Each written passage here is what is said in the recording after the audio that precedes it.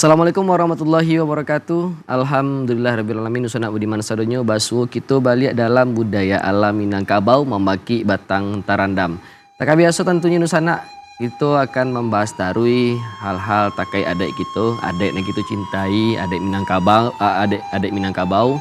Dan tentunya kami selalu menghadirkan narasumber-narasumber berkompeten di bidangnya untuk membahas materi-materi ataupun tema-tema yang menarik untuk kita bahas dan membahas masalah-masalah yang paling dakik dengan kehidupan kita sehari-hari terkait tentang adat kita, adat Minangkabau.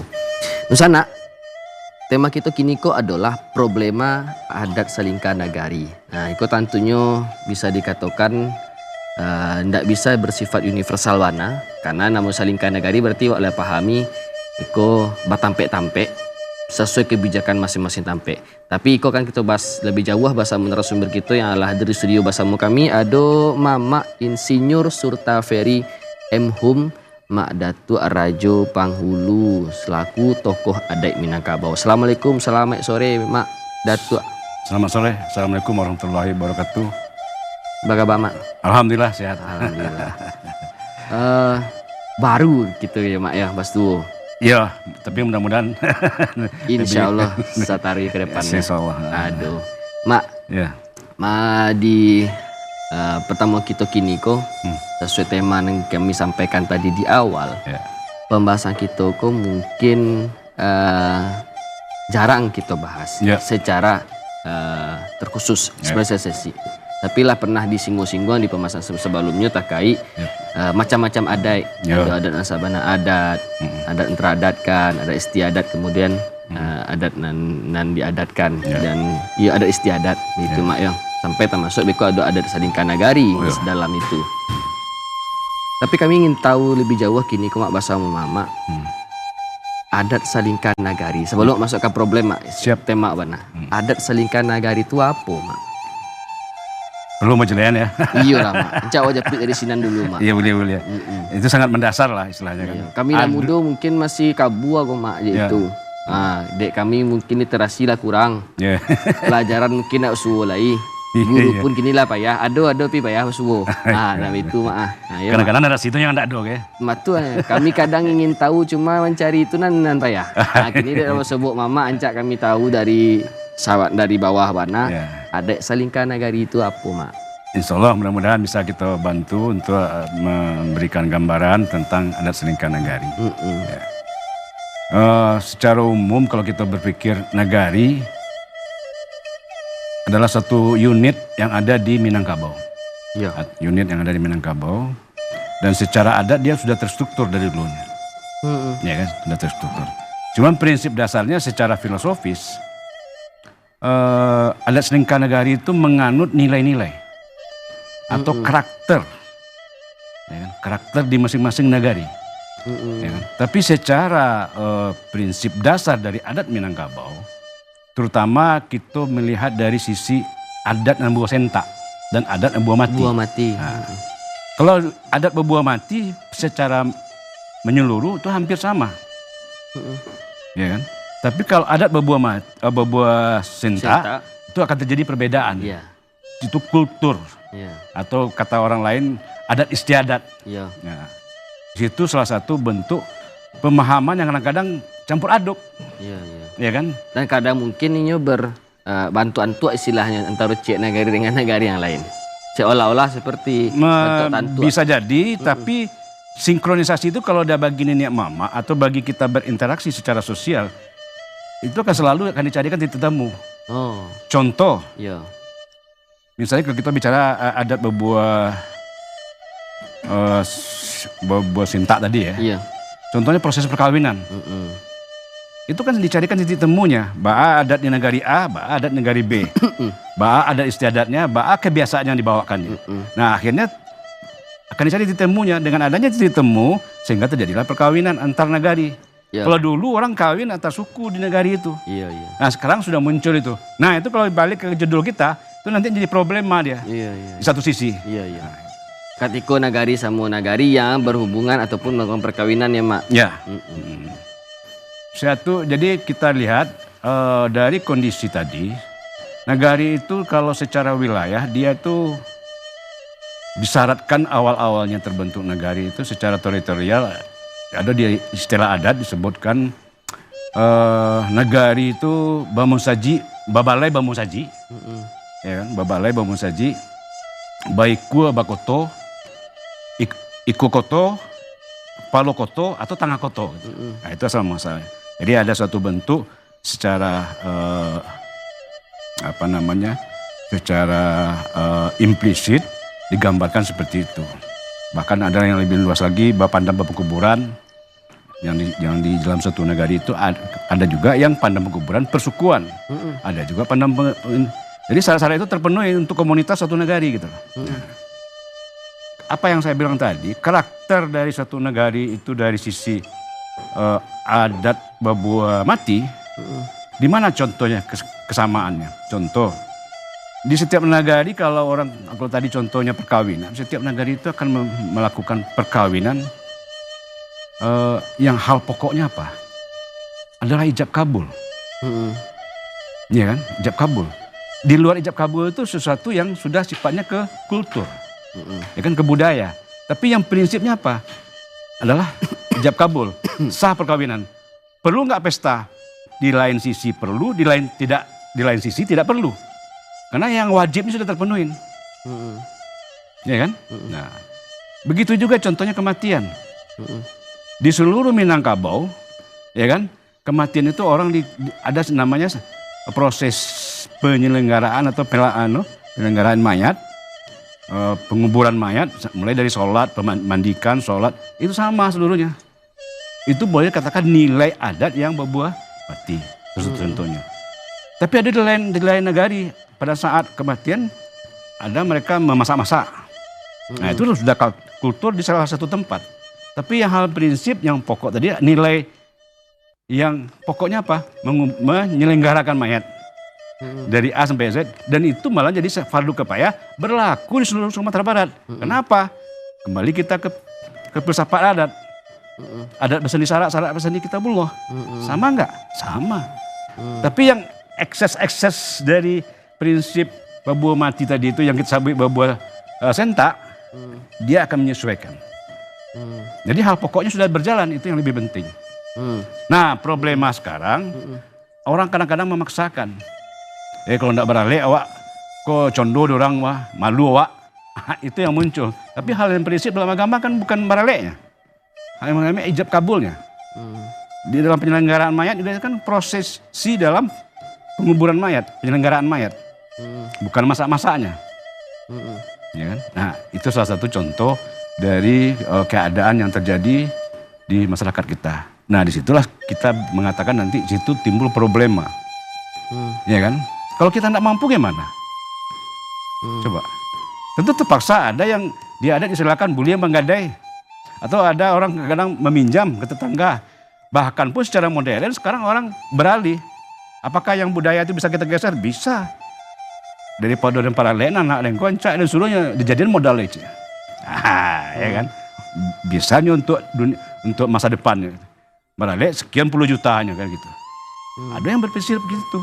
Kalau sudah terkontaminasi dari aspek materialistisnya gitu loh. Sah-sah saja. Kenapa? Prinsip dasarnya dengan nilai agama yang dianutnya dia tadi secara Islam, dia sudah melakukan ijab kabul. Sah menurut agama. Berarti kalau singgung tadi dalam satu case pernikahan tadi itu Mak ya. Berarti yang resepsi pernikahan itu bagian dari kultur. Dan itu makasih itu bisa terjadi ado, bisa terjadi indah di situasional. Di situasional. Berarti kalau ada orang Minangkabau yang tidak baralek di nagari itu, berarti itu tidak menyalahi adat berarti Mak?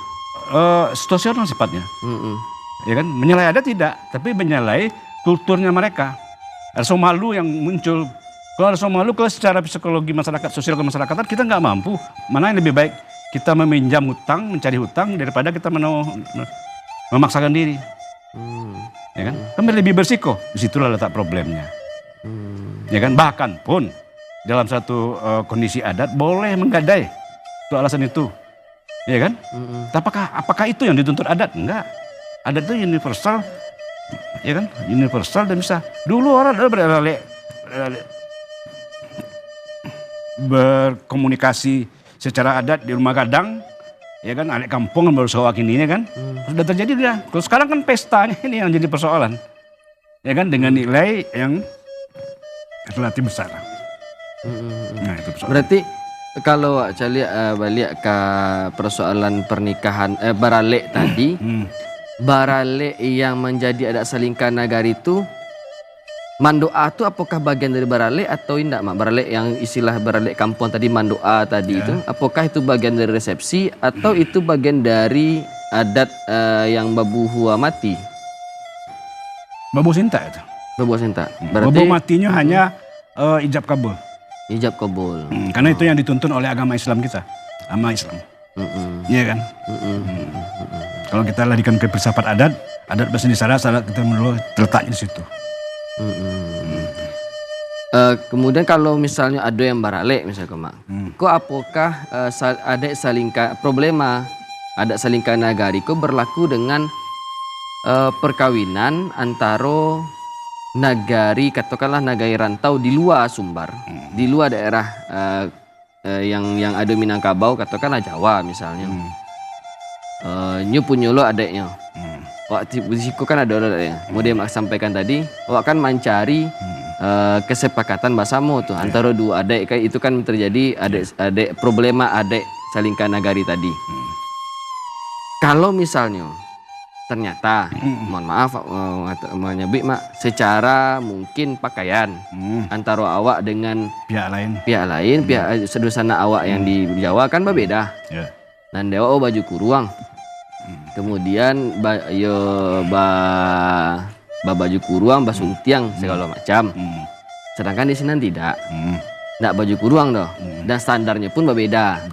Mohon maaf kalau mungkin di sana kita Jawa, pakaian kebayanya itu nampak punggung yang di atas dada itu kan masih dalam kategori sopan. Di awak kan itulah sumbang tuh, Mak, bahkan itu salah. Bisa gitu. jadi. Nah itu cara kita menyikapi hal itu, baa caranya itu, Mak, ketika memang ada terjadi resepsi barale tadi di Minangkabau. Itu gunanya berkomunikasi. Tentu kita harus menyampaikan kebiasaan kita, nilai yang kita bangun di daerah kita gitu loh. Kita sampaikan gimana supaya titik temunya tidak menimbulkan ekses negatif. Simpel aja. Iya kan? Nyo anaknya nak iyo jauh anak ambo nak iyo nak iyo, tentu harus dicari kesesuaian. Sementara anak sama anak lah cocok kok. Masa dalam hal yang istilahnya aksesoris lah, kita tahu aksesoris, masa tidak mau disesuaikan? Bukan pelanggaran itu budaya. Kalau budaya itu bisa satu kesesuaian yang kita carikan gitu loh. Tapi yang nggak boleh kita langgar, anak apa, anak laki-laki, anak ambo pedusi, ya kan? Sudah itu anak apa harus ijab kabul dengan bapaknya Jambo sebagai orang tua, ya kan, sebagai bapak dari anak pedusi Jambo. Oh dia nggak mau, itu ya lah, itu baru bisa kita tolak. Bukan pun kita bisa berani batalkan secara adat kita dan secara agama kita. Tapi kalau istilah tradisi itu masih bisa, masih mungkin. Banyak orang asing sekarang kawin ke Indonesia, dia menyesuaikan dengan adat kita, ya kan? Itu yang lebih penting. Ini faktor komunikasi. Untuk mengkomunikasikannya itu ya kita cari pemahaman yang sama. Prinsip dasarnya di situ. Karena yang kita bangun nilai, ya kan? Sementara di sisi lain ada kewajiban kita, apa, ijab kabulnya tadi. Kalau kita balik ke negari tadi itu setelah satu bentuk adat babua mati. Nah gitu. Berarti kalau misalnya barale itu tidak menjadi, katakanlah tidak jadi malu atau segala macam, itu kan tergantung situasional. Jadi kan kalaupun tidak dilakukan itu kan tidak menyalahi. Tidak menyalahi. Itu yang ciri khas tradisi awak Minangkabau dalam bentuk acara suatu pernikahan itu di mana tak itu, Mak? Kalau ndak ada keadaan yang membuat tidak ada itu tidak bisa terlaksana, ya udah kita harus pasrah. Masa harus kita memaksakan diri? Ya kan? Yang wajib itu sudah jalan. Itu aja. Kalau orang sekarang kan istilahnya tuh kenapa harus pesta-pesta itu, ada yang masalah gengsi latar belakangnya, masalah emosional kan itu. Ya kan? Ada yang akhirnya karena dia mungkin orang berada menjantuah ke orang awak kan. Ya kan? Wah, kalau si anu tuh beralih dulu menteri kuah. Ya kan, sekian hari sekian malam bakabau ikut semua macam-macam. Itu hanya fenomenal yang sifatnya kasuistis di individu atau kelompok orang itu. Tapi yang prinsip dasarnya sudah jalan. Tapi yang katakanlah tradisi Japui Sumando, Antan Sumando, itu kan suatu interaksi sosial. Ya kan? Sebenarnya secara hukum agama bukan hal yang sesuatu yang diwajibkan. Yang diwajibkan cuma hanya tadi itu, yang Bu Sinta tadi, yang Bu Mati tadi itu. Gitu. Ijab kabul. Ijab kabul gitu, kunci di situ. Yang lain kok aksesoris. Ya kan, karena kita bersosialisasi dalam lingkungan komunitas kita atau komunitas kita dengan komunitas lain, ya di situ harus mungkin anta-manta segala macam tradisi yang kita bangun atau kebiasaan yang sudah kita jalankan. Kalau kita tidak punya kemampuan bagaimana? Kita terbatas secara finansial katakanlah begitu. Apa kita harus paksakan? Ada orang mengenal cari pinjaman ke sana sini atau mau menjual atau menggadai. Ya, saya rasa agama pun juga akan melarang. Nah tapi kalau yang kita pahami bahasamu mungkin kau mak, apakah itu ndak ada perannya mama yang berperan dalam membuatkan alek katakanlah untuk kemanakannya atau orang yang berada dalam kaumnya, sukunya ketikanya ingin memperalek itu mak. Peran mama di sini di mana tuh mak? Jadi gini, tentu diukur dari kemampuan di lingkungan komunitas itu. Katakanlah kita untuk Ambo bicara dari sisi kaum. Ya kan, di situ kan ada kebersamaan. Satu kaum itu hampir juga sama dengan nagari. Itu komunitas terkecilnya di kaum itu.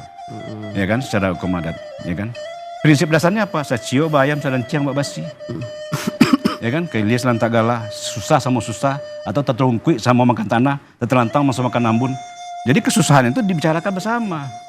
Malahan ada urugan atau apa kebersamaan untuk menyelenggarakan suatu tradisi-tradisi tertentu sebatas kemampuan kita.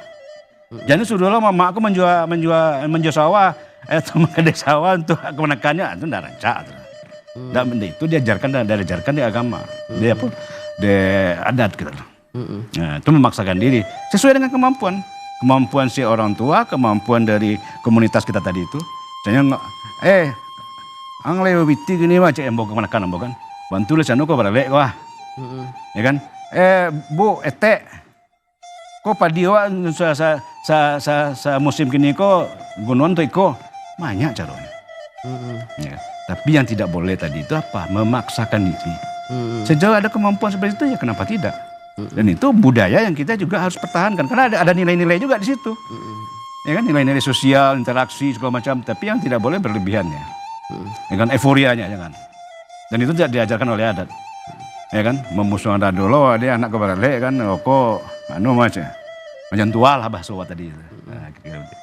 Berarti tadi kalau sempat lo tadi wak terengah dari paparan mama, tadi kan ada kembang gadai katakanlah tanah pusako, kan itu mak untuk kepentingan anak kemanakan, katakanlah itu untuk menikahinya dan menyelenggarakan adik-adik yang ada di dalamnya, katakanlah itu Bajapui Sumando, Manta Sumando, kemudian beko adonya Barale lo beko. Apakah di Sinan itu peran pusako yang ditinggal orang tua kita dulu untuk menjamin itu akan tetap berlangsung enggak mak?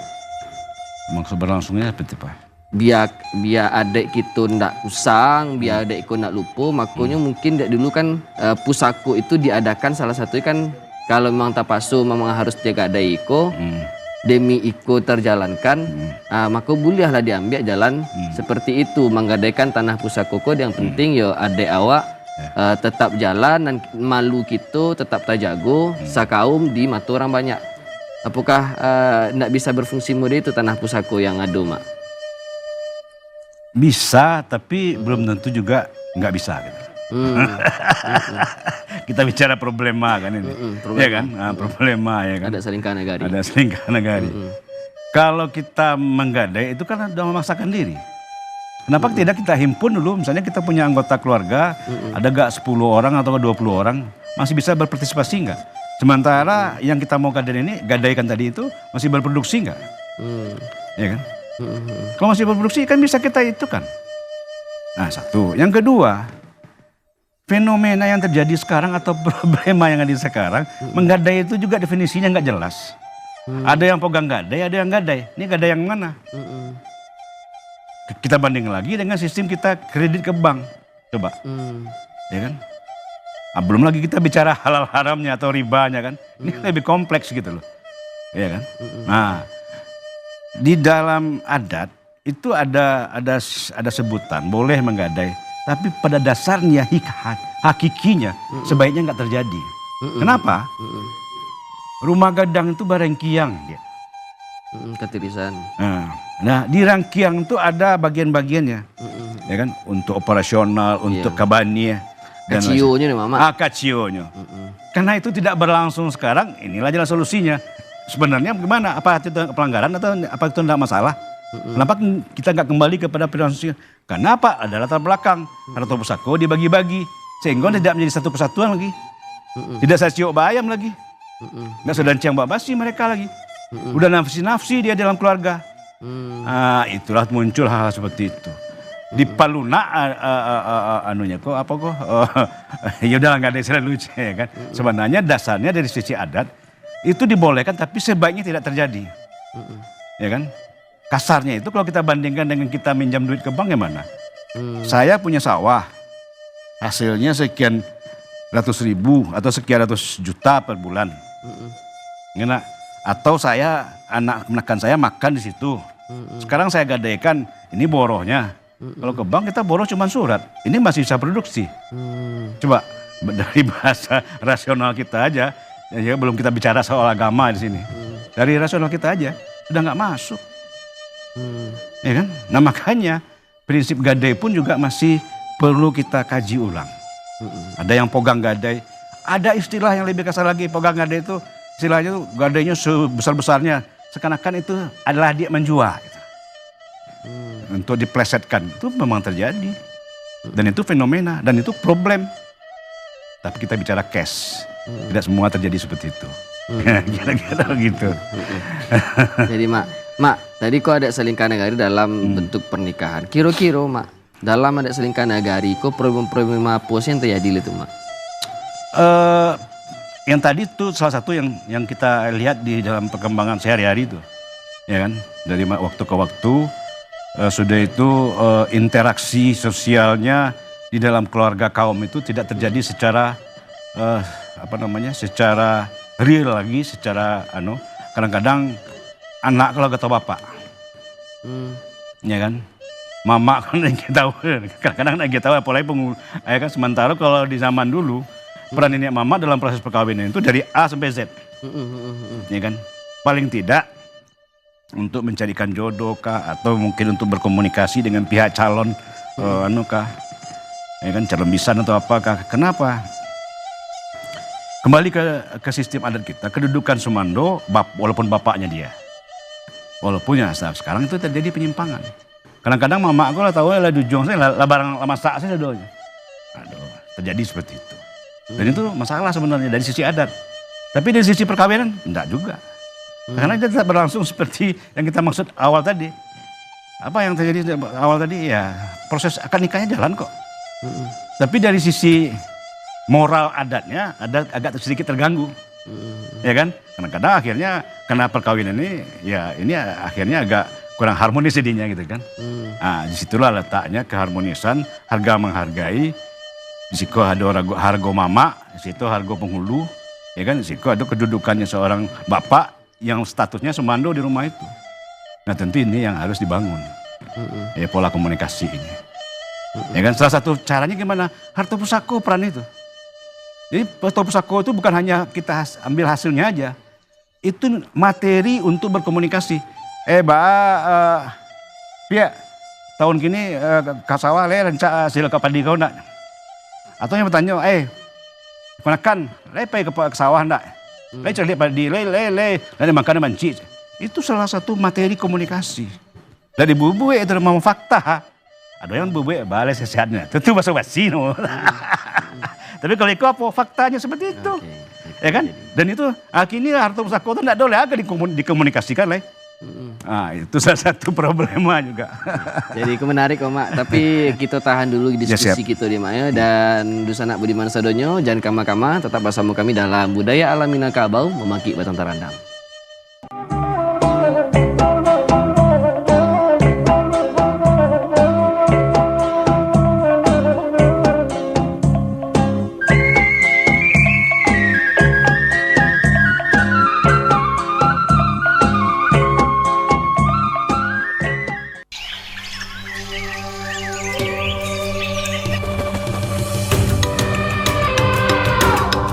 Taman Nasional Waikambas, kawasan konservasi dengan luas sekitar 125.000 hektar, kaya akan satwa liar dan menjadi habitat gajah Sumatera, Elepas maximus sumatranus. Keberadaan kawasan konservasi Waikambas sangat penting untuk melindungi satwa gajah yang masuk kategori appendix ini. Dan inilah lokasi tempat keseharianku sebagai seorang mahout. Interaksiku bersama hewan besar ini membangun keterikatan emosi layaknya orang tua dan anak.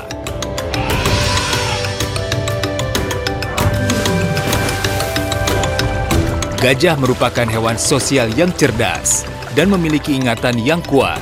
Hewan besar berbelalai panjang ini sangat peka dan berkomunikasi melalui sentuhan, penciuman, juga suara.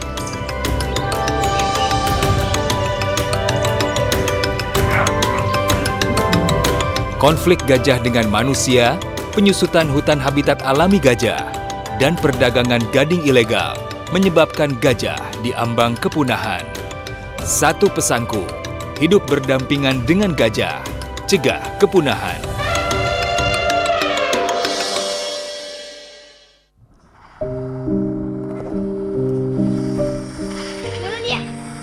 Tadinya, saya bermaksud memberinya kemudahan belajar agar bisa sama dengan temannya.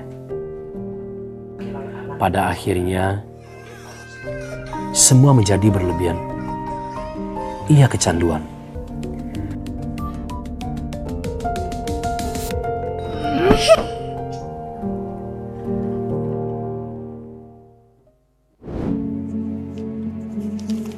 Banyak hati-hati ya, jangan kencang ya nak ya. Buku adalah jembatan ilmu yang menghubungkan pengetahuan dengan kehidupan nyata. Yang mana nak? Kehidupan nyata adalah membangun hubungan komunikasi, kedekatan, emosional, keseimbangan mental, pengalaman, dan pembelajaran. Lihat ini. Alga suka baca buku. Lihat itu. Hah? Iya kebakaran.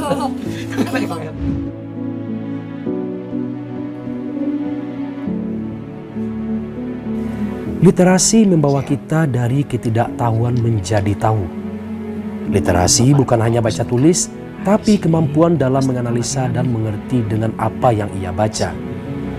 Ada bermacam-macam hewan di sini. Pak, ternyata membaca buku itu menyenangkan ya? Iya, tentu saja menyenangkan.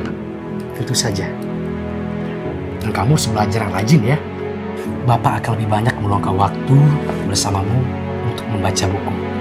Dampingi anak kita, berikan masa kecil yang sesungguhnya, siapkan masa depan yang dibutuhkannya.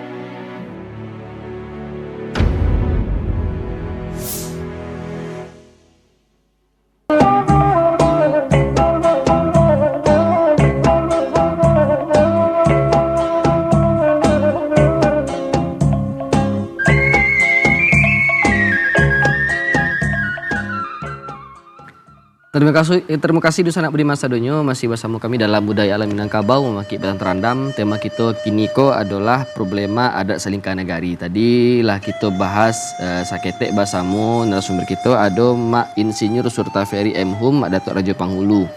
Mak tadi ada beberapa kes yang mungkinlah sempat buat sibak-sibak. Kemudian tadi ada juga pandangan-pandangan dari Mama. Kemudian mencari itu hal-hal dalam pernikahan. Kemudian tadi dalam hal kematian ataupun ale-ale gitu dalam adik-adik wak mandoa di Minangkabau. Nah, selain itu tuh Mak ada tadi wak singgung adalah fungsinya harta pusako di Sinan sebagai alat komunikasi antara Mama Jo Kanakan. Tapi masalah kini tadi sempat mak singgung adalah harta pusako punya lebih lo gini. Ndak lo do ledo. Nanti nak do bahan komunikasi. Salah satunya. Salah satu bahan komunikasi Mama Jo Kanakan tuh lah hilang. Yang paling kuat mungkin untuk komunikasinya. Kalau wak lihat hilangnya harta pusako yang ada dalam suatu kaum katakan begitu ya Mak. Taruh yo dalam kaum itu ada Mama Jo Kamanakannya berarti. Apa kebijakan yang mungkin bisa wak lihat di Sinan agar iko katakanlah tidak terjadi lagi kalau iko dikatakan sebuah kerugian bagi awak. Tapi atau iko malah wak anggap pandangan di sesuatu yang lumrah. Ya namanya idui Ada di atas, ada di bawah, kadang kini punya bisu aku indak. Apakah itu secara sesederhana, sesimpel itu wak bisa pahami selaku orang Minangkabau yang mau tahu dari dulu kan wak selalu menganggap paham tu ya. Pusakku iko adalah peninggalan nenek moyang kita nan dulu untuk anak cucu kawan akannya. Bahkan waktu tadi jangan sampai tagadai dari apalagi nampe itu kan sebenarnya nak buliah dong. Tapi kok kenyataannya problema Sebaiknya tidak boleh. Sebaiknya tidak boleh. Tapi kok kayaknya lah banyak yang lost, banyak yang hilang. Nah, menurut mama sikap kita bakal itu mak. Apakah nanti dengan Wiko takutnya hilang seolahnya nak kamalu tu mak di Minangkabau lain. Nak do jajak awak lain. Jadi kita simpulkan aja ke arah hilang. Hilang kok dalam pengertiannya ada, tapi tidak bisa dikuasai lagi gitu kan. Dan dimiliki hasilnya lagi. Contoh, ada dalam lingkungan keluarga kaum itu, atau dalam keluarga yang pemegang harta pusako itu, dibagi-bagi. Ya kan? Kau untuk si A, si induk ini kau untuk si B, untuk kau sawah di Bukit, kau sawah di Lurah, kau kemari. Pola yang disiko untuk si anu, gilai lah bahasanya itu. Bahkan pun dengan bahasa orang lain, beberapa tokoh adat menyebut itu ganggam bontu. Ya kan? Nah, disitulah salah satu terjadi suatu bentuk krisis komunikasi tadi itu. Sehingga masing-masing sudah nafsi-nafsi lagi. Sementara filosofi pusako yang mungkin harus kita anut, yang dianut oleh adat kita, apa? Harta itu pemersatu. Sacio bayam sedang ciam basi karena atau pusako. Coba kalau tidak ada wilayah Sumatera ini, jadi satu kesatuan nggak kita dengan Republik Indonesia? Enggak. Ya kan, tidak ada daratannya, tidak ada anu itu sama aja. Kira-kira seperti itu. Dasar pikirnya. Ya kan, begitu juga. Ya, secara fisik, kalau tidak ada atau pusako termasuk rumah gadang, termasuk atau pusako. Kalau tidak ada rumah gadang, gimana kita berkomunitas? Sementara sekarang sudah mulai banyak hancur. Bahkan nggak berdiri lagi. Sementara atau pusako itu karena sudah nafsi-nafsi tadi itu nangkato si A. Kalau sudah informasi nggak berkesinambungan lagi sehingga ya udah lakukan melaras miliknya hanya buaya sudah katanya. Si mama lah kurang lah pengawasannya. Si pengulu ndak lo bangke. Ndak ada punya pengulu lah. Natalipe. Ya kan? Lalu tempat 6 lego batalipe baru. Abah aku nak tegal pengulu ya ongkosnya mahal. Itulah alasannya. Itulah problema juga. Jadi banyak faktor. Nah, itulah yang perlu pemikiran-pemikiran dari semua tokoh adat di Minangkabau untuk mencarikan solusi. Ya kan? Kita bentuk platform bagaimana supaya ini bisa dipahami oleh anak kemenakan awak. Ya kan? Menurut mama Tok Raja Penghulu dalam menyikapi itu untuk maja platform tuh apa yang harus dilakukan kini koma agar anak kemenakan bisa paham itu mak? Jadi gini, kalau kita balik ke dalam sistem bernegara, ada konstitusi. Ya enggak? Kalau enggak ada konstitusi, bagaimana mau bikin undang-undang? Ayo. Bagaimana mau bikin peraturan pemerintah? Bagaimana mau bikin perda? Ambo rasa secara ketatanegaraan mungkin akan sulit. Kecuali kita mempunyai sistem kerajaan, akan berbeda lagi. Hakikatnya di dalam kaum, di dalam negari juga begitu. Kalau dulu namanya dulu Datuk Palo. Ya kan? Atau kepala suku. Di negari itu atau dengan sebutan lain kan di bawahnya ada suku, di bawah suku ada kepala kaum. Nah, itu adalah orang yang memangku gelar adat ya kan. Kalau dulu itu sebutannya secara otomatis itu adalah orang lembago, bukan organisasi adat, lembago adat. Nah, itu aja loh masih ada timbul persoalan dalam mendefinisikan ya kan. Bagaimana dengan seperti yang kejadian di Pasaman? Bagaimana strukturnya? Apakah rajo pucuk adat? Iya, di satu sisi. Tapi di sisi lain, kalau dibawa sukunya gimana? Kalau dibawa ke Darek, keluar nanti go, Datuk suku no. Bisa jadi kita sebut kesetaraannya dengan Rangkayo. Di bawah Rangkayo masih ada Datuk lagi kan? Nah, apakah Datuk kaum atau Datuk pesukuan? Nah, jadi ada yang mengkoordinir. Jadi strata organisasi adat itu strata pemahaman adat secara lembaga itu sudah ada dari dulu. Nah, itulah sudah ini. Apa yang menjadi objek mereka? Ya aktivitas di masing-masing kaum yang terhimpun di dalam suatu bentuk fisik. Apa fisiknya? Harta pusako. Nah, kalau dikendalikan di keluarga atau pusako keluarga, dikendalikan di lingkungan suku ulayat suku namanya, lingkungan nagari, ulayat nagari namanya. Ya kan? Kepemilikan atas komunal mereka, ya kan? Nah sekarang ada yang sudah mulai bergeser-geser, ya kan? Pemanfaatannya. Ya, ada yang kasus-kasus tertentu bisa terjadi, contohnya di zaman dulu berdirinya Mas Haji di Bali tidak tanah tuh, kan enggak? Enggak.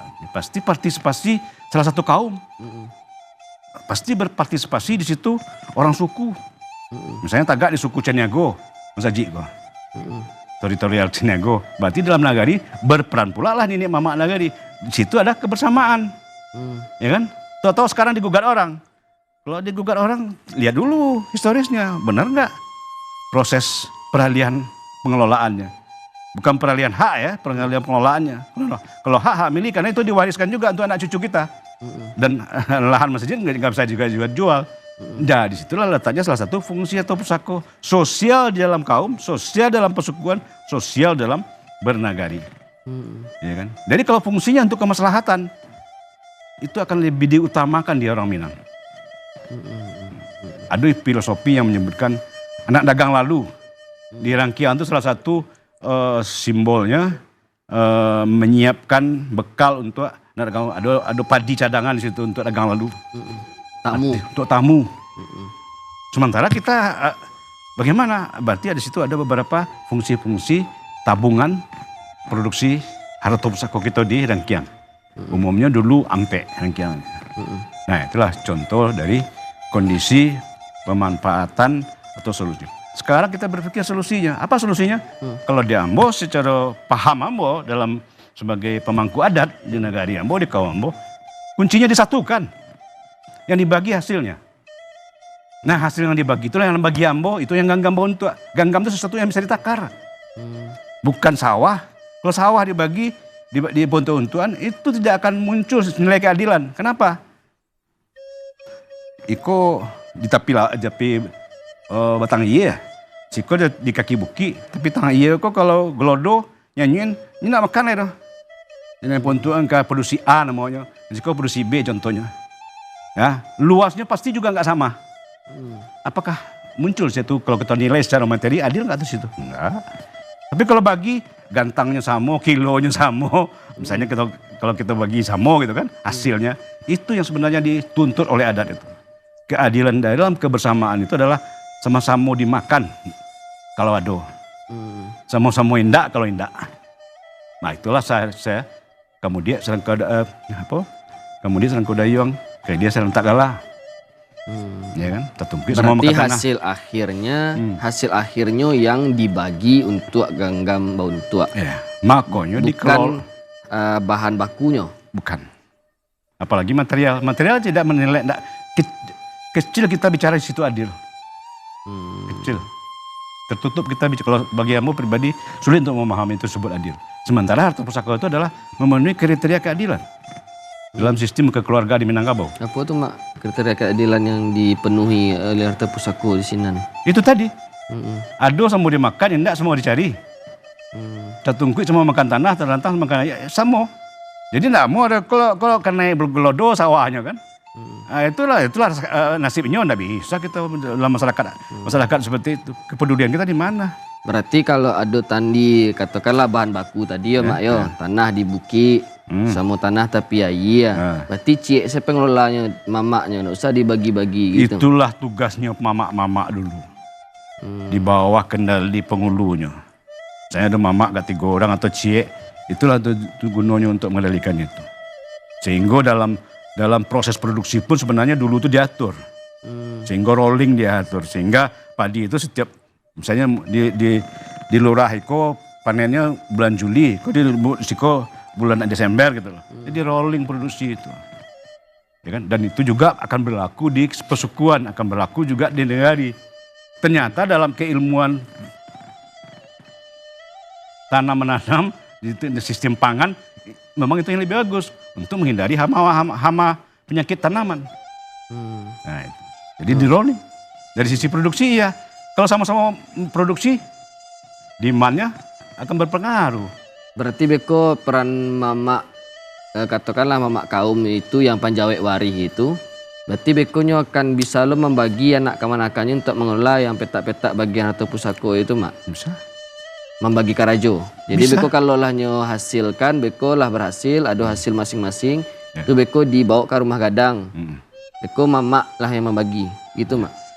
Kalau di situ biasanya sudah diatur kesepakatan bagi kaum itu sendiri. Ya kan, kok si anu senang tabarek nak kini kok bala biar ada juga segantang sih. Nah itu tuh situasional lah sifatnya. Tapi pada dasarnya saling-saling memanfaatkan hasil dari harta pusako itu.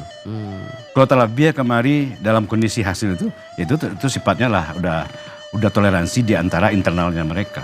Nah, itu loh. Ya kan. Nah, dan lagi pula kalau dulu kan orang ke sawah ke memproduksi padi itu kan tak diupah-upah. Saling model julo-julo dah Pak. Gampang. Ambo apa sobok nemu tu. Tibo diambo, anak panca tibo dari bako, tibo dari keluarga tibo keluarga yang jauh, ikut Banyabi, ikut Meriak nemu dulu. Ya enggak ada biaya yang keluar sehingga biaya terhimpun semua. Biaya yang keluar cuma biaya operasional makan aja. Iya kan? Nah kalau lah dengan perkembangan zaman kini kau makan kini kan zaman lah Bakambang yang mau dipakai sistem lama lah sistem kini. Apa menurutnya yang kearifan yang harus muncul Nenek Mamak dalam menyikapi pengelolaan harta pusako itu Mak? Bagi yang masih eksis harta pusakonya secara nambo itu tetap dijadikan satu kesatuan. Sehingga kalau mau menjadi bagian iko ibu bertigo induaknya nama kan bertigo yang saja mau ko induaknya dan sa nenek. Nah, nanti kalau dibagi hasilnya aja yang dibagi, jangan objeknya yang dibagi. Hasilnya yang dibagi. Jadi pusako tetap menjadi satu kesatuan. Itu lebih mudah dikelola kan oleh seorang pimpinannya. Katakanlah penghulu atau mamak-mamak lain untuk mengelola itu lebih gampang kan. Ya kan, malahan sekarang namanya holding kalau di dalam sistem bisnis. Kenapa orang bikin anak perusahaan banyak? Karena untuk mengelola dalam suatu bentuk kegiatan manajemen. Jadi orang awak kan dulu lah manajemen holdingnya lado sama naya, tapi dengan perkembangan waktu gampang kan. Sementara mamak kadang-kadang menerima sengguluannya kok, menerima hasil padi sawah gadang atau di mana macam-macam istilahnya kan di negara tertentu macam-macam istilah kalau diambil kampung ambo sengguluan penghulu namanya. Ya kan, aku untuk jatah penghulu kok. Itu kan tuh. Kalau di tempat lain ada yang sawah gadang namanya. Kita macam-macam lah dengan penamaan yang anu. Itu yang. Nah kalau misalnya dengan ada kaum kini, katakanlah kan banyak juga nangan mungkin di cerita-cerita di sama tengah lapangan lah di lapangan lama sama mama. Kadang ada anangan lah nak do kampuangnya ledo. Nak do tanah pusako ledo. Nak basobok beko kama niniak mamaknya katakanlah itu kaumnya ledo. Mungkin awak untuk mencari baliak ataupun mendapatkan baliak harta pusako tu apakah di tempat yang lama atau di tempat yang baru? Mungkin kaum tu akan punya baliak harta pusakonya untuk kehidupan kelanjutan di kaumnya tu. Nah cucunya kan masih ada tu Mak. Nggak adanya kenapa? Mungkin kita jual tadi kan tadi kan lah banyak tadi tu kita jual segala macam banyak yang hilang. Kita bisa bahas itu tapi case-nya harus dilihat dulu. Ya kan kalau tergadai mungkin dulu ada perjanjian gadai itu bisa dijapui. Tapi kalau terjual tentu kan transaksionalnya sudah berbeda. Sudah beralih haknya. Ya kan, atau sudah beralih status objek. Ya kan? Kebijakan lain yang mungkin bisa dilakukan adalah kalau di nagari itu atau dalam satu lingkup wilayah suku ataupun nagari sepakat nenek mamanya jangan itu tidak barato lainnya kaumnya banyak aja. Kok wilayah nagari kan ada? Hutan nagari kan ada. Hutan pusukuan kadang-kadang di setiap nagari masih ada. Kok bisa ada itu? Itu kesepakatan di dalam lingkup kenegarian itu untuk dialokasikan atau untuk diperuntukkan ke keluarga tadi. Tapi kesalahannya muncul kan bukan karena akibat nagari, bukan karena ini kesalahan mereka. Tapi kalau bijaknya mau seperti itu ya mantap, bagus. Sehingga orang tetap memiliki harta pusako. Beko nyubuin ada orang lain bakal dan jual salah tanahnya beko diganti di negari kan. Bahwa ada pilih itu akan timbul suatu persoalan baru nantinya. Tapi prinsipnya bisa, tapi tidak mungkin itu terjadi. Itu makin menarik Mak, makin pembahasan Mak, karena memang itu salah satu case yang banyak terjadi juga. Istilah itu ya nyurah Minang tapi nak sobok kampungnya lain, nak sobok jajaknya lain. Itu menurut Mamak ke depannya Baa dan yo cara menyikapi ko ba apakah ko kan dibiarkan taruh mode itu tapi waktu dulu ko mak yo ko ada pesan-pesan berikut untuk dusun anak kita di rumah dusun anak Budiman Sadonyo jangan kama-kama tetap bersama kami dalam budaya alam Minangkabau memaki batang tarandam.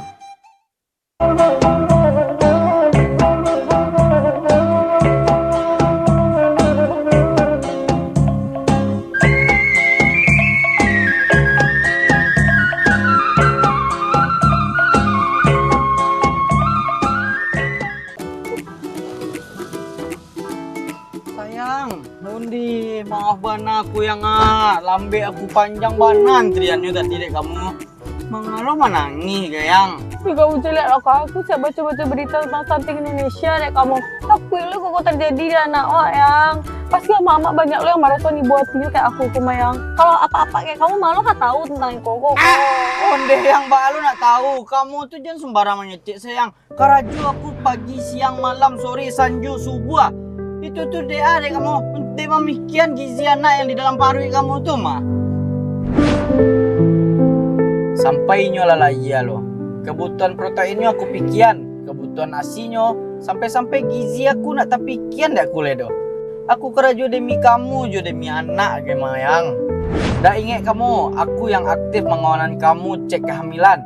Aku lo yang nanyo-nanyo kamu taruh. Sampai-sampai kewalahan dokter itu dek aku. Dokter tuh paham mah apa pedulinya aku ke calon penerus bangsaku. Aku lo yang ngaco mainin kamu minum vitamin penambah darah waktu itu mah. Itu aku dari remaja-remaja aku minum lo tuh mayang. Nih, yo tahu aku nih, bahal yang kaposandu tiap bulan aku lo tuh. Aku sadolah ya. Aku emang laki-laki yang, tapi aku sadar bana pencegahan stuntingku harus melibatkan kaum bapak-bapak secara aktif. Ye, Bayu lo kata-kata kamu, wah hebat lo kamu ya. Hebat lah aku bapak siaga kemayang kamu sih yang nggak tahu selama kau ya. Kok bisa tuh? Bisa lah. Capek lah, maka bisa. Lah, kok bisa. Pulang wale aku lah teragak di sini. Iya, maka bisa. Hebat lo ini ya. Ingat, pencegahan stunting adalah tugas bersama. Dan semua dimulai dari bapak. Karena cegah stunting itu penting.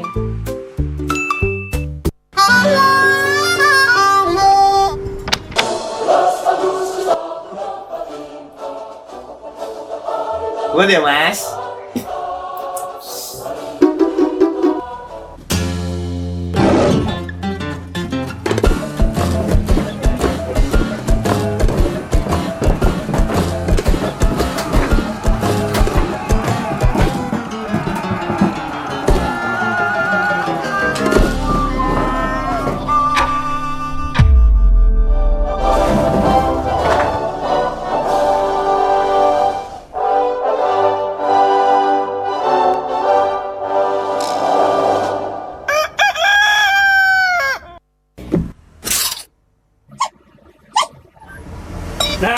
Satu nusa, satu bangsa, satu kerupuk utuh berdua.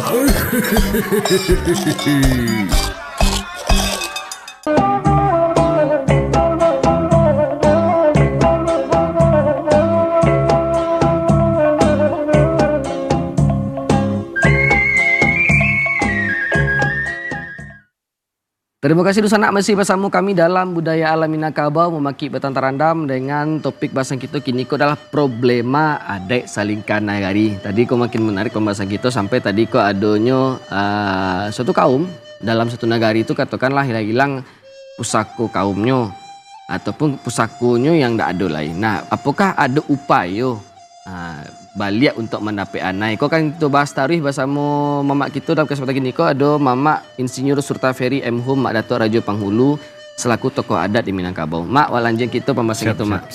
Nah, jadi kan katakanlah lah ada beberapa orang Minang yang kaum itu hilang tampeknya itu Mak. Atau pusako itu hilang. Katakanlah jankan kapolai kata ka sawah wak kaji le mak. Yo bana rumah gadang tampek bakumpul bersama-sama tu hilang. Tak jua misalnya tu.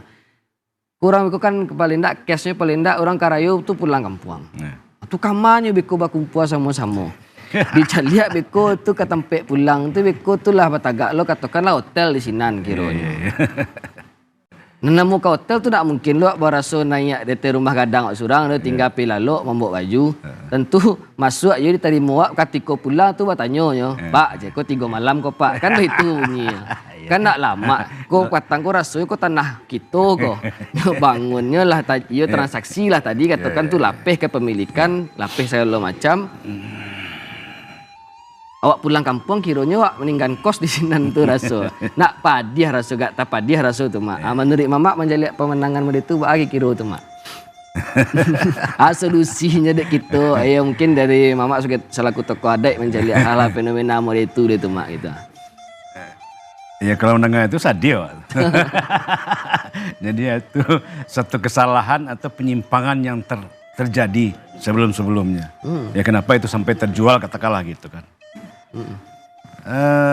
Ada upaya penyelaman melihat nama untuk itu. Mendapat sampai berkumpul tanah pusaka. Itu kembali ke proses kenapa terjadi peralihan. Ya kan. Terjadi peralihan itu mungkin karena faktor gadai namanya atau faktor sewa namanya. Tapi kalau sudah berpindah status, ya itu sudah sulit. Secara hukum pun sudah sulit, ya kan? Berarti kan tadi nak buliah tak jual ataupun nak boleh tak gadai kini lah tak gadai le mak tak jual gitu. Itu penyimpangan. Ya kan? Kalau kita lebih spesifik lagi, tapi tadi kita awalnya nyobain itu nak boleh dipindah tangan kan? Karena bukan hak kita, hak anak cucu kita. Sampai dunia kiamat. Dalam bahasa agama kalau bukan milik kita pindahkan ke orang lain atau kita jual ke orang lain, kira apa hukumnya? Ya. Karena itu ndak lo pencarian awak. Adalah pencarian awak. Awak dari mula ya kan. Sampai hari kiamat. Ya kan? Nah, kini di generasi awak kini kok dipindah tangankan ke orang lain. Kan penyimpangannya di situ. Kalau ekstrimnya bahasa Ambo yang mungkin salah Ambo nyebutnya. Hukumnya sudah nggak baik dalam Islam. Seperti itu. Ya kan? Bahkan pun secara fakta di lapangan itu berdampak kepada individu yang tersebut. Ya kan? Mungkin pada saat waktu singkat dia berlebih dengan secara finansial atau mempunyai di satu waktu mungkin. Ya kan? Tapi setelah itu apa? Banyak yang bingung setelah itu. Itu bukan menjelekkan ya, tapi ada fakta yang seperti itu. Solusi jadi, mungkin dalam mencari case semua itu mak. Kalau tadi kan kalau bagi yang masih eksis tanah pusakonya ya mungkin tadi ada upaya-upayanya ya mak. Kalau gua kan ada lagi. Kemudian tadi ada pilihan opsi adalah kok nagari bisa lo mama pun balik. Apakah dari nenek mama yang masih ada mencari kondisi itu harus rela ada tugas tambahan untuk mencari sebuah tanah balik untuk kaumnya atau ada aturan dalam adat nama untuk menyikapi problem masalah mode itu atau memang tidak dianggap lain tiba di Minangkabau? Serba sulit tuh jawab itu karena mungkin itu tidak banyak terjadi kasusnya seperti itu. Masih bisa ditunjukkan. Maksud itu atau sakonya gitu. Ya kan. Nah, tapi bisa jadi misalnya suatu areal yang sekarang sudah dibangun entah pabrik kan namanya, entah hotel kan namanya atau entah rumah sakit kan namanya. Ya kan sudah beralih, ya kan. Ya tentu kita kembali kepada kaum yang ada di situ.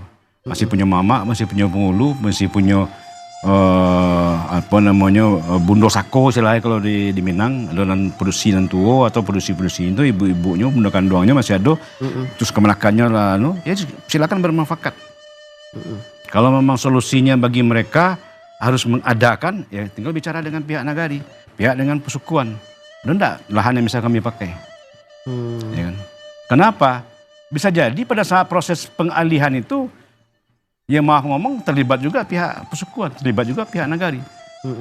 Ya kan dalam proses pengalihan itu gitu kan. Jadi dampak itu secara tidak langsung juga akan dipengaruhi oleh kebijakan atau keputusan pada saat proses itu. Ya kan? Ya contohnya aja kalau kita membuat sertifikatnya kan sampai ke nagari, sampai ke tuakan, sampai ke nenek mama yang lain. Bahkan pun sampai ke pihak sebelah kiri kanan. Ya kan pesumandannya atau jirannya. Berarti kan dalam hal itu kan solusi itu bisa didapatkan tadi kata mama melalui sebuah komunikasi. Nah, dalam konteks zaman kini kok mak sampai untuk berkomunikasi itu di mana kini paling rancak tuh mak antara ya mama dikanakan ataupun antara penghulu jo orang-orang di sukunya, kaumnya atau di mana rancak tuh mak sampai untuk berkomunikasi itu mak. Untuk memecahkan masalah-masalah yang ada dalam kaum. sifatnya ya temporer aja, kondisional aja itu. Ya silakan aja mereka mau pilih. Kan dalam setiap nagari belum tentu ada satu. Ya kan, mungkin case-nya seperti itu. Ya kan, kita kalau saya mau menjelaskan itu secara adat kita nggak menemukan dalam Warina Nambojawe ya, nggak menemukan untuk mencarikan solusi seperti itu, belum. Karena kita anggap sebelumnya nggak boleh terjadi hal itu, peralihan itu. Kalaupun terjadi nggak habis dia, masih ada lahan yang harus disisakan untuk anak cucunya gitu loh. Ya kan, kalau iya itulah keterlaluan, bisa doanya kan, tandai satu. Ku imbauan kemak terakhir mak wal tibu di ujung acara pulo gitu kemak ya. Imbauan mungkin dari kami minta dari mama, pesan dari mama selaku tokoh adat untuk kami generasi penerusnya kemak takai menyikapi problema adat Salika Nagari kemak. Silakan mak. Oke, jadi kau udah closing statement belum? Udah ya. Jadi barangkali gini, peran nenek mama atau tokoh-tokoh adat kita tidak bisa pukul rata. Mungkin dalam satu nagari dengan nagari lain akan timbul akan berbeda persoalan. Satu dalam nagari pun juga dalam pesukuan dengan pesukuan lain juga akan ada perbedaan masalah. Dalam kaum dengan kaum juga akan ada perbedaan masalah.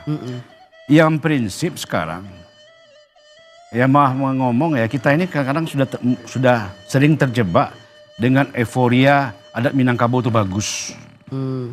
Ya kan? Tapi kita lupa fakta-fakta di lapangan tidak melihatkan yang bagus itu gitu. Ini harus disikapi oleh nenek mama, sikapi oleh intelektual itu gitu loh. Apa yang perlu disikapi? Kalau Ambo pikir gitu seperti tadi itu Ambo nyambui. Indonesia ini bisa berjalan karena ada konstitusi. Ya kan? Minangkabau ini ada konstitusi nggak? Ada. Ada Undang-Undang 20 namanya, ada ketentuan adat Salika Nagari. Ya silakan didokumentasikan secara baik sesuai dengan keinginan masyarakat itu. Sehingga dia menjadi suatu regulasi bagi masyarakat itu sendiri yang bisa dipedomani untuk dijalani. Ya kan, baik di tingkat nagari maupun di tingkat kaum. Misalnya si Sulaiman. Pernah informasi enggak bagaimana caranya mendapatkan bagian dari harta pusaka? Mungkin nggak ada kan? Tuturan. Nah, baru tuturan aja. Secara letterlek kan nggak ada. Nggak salah kan sekarang dengan zaman sekarang kita harus tulis itu tuh. Tapi tetap mengacu kepada hakikat adat itu sendiri. Jadi berarti mungkin pengalihan dari tutur kepada bentuk tulisan. Makasih banyak Ma Insinyur Surtaferi M. Hum, Ma Datuk Rajo Pangulu, tokoh adat kita dalam kesempatan kini adalah berbagi ilmu, informasi, edukasi bahasamu kita bahasamu. Terima kasih pula untuk anak Budiman Sadonyo yang telah menyaksikan budaya alam Minangkabau Kiniko. Tetap saksikan tari budaya alam Minangkabau mewakili Batang Tarandam. Dan akhir kata Ambo Kadi Sulaiman mengucapkan terima kasih dan pamit undur diri. Assalamualaikum warahmatullahi wabarakatuh. Selamat sore dan sampai jumpa. Assalamualaikum warahmatullahi wabarakatuh.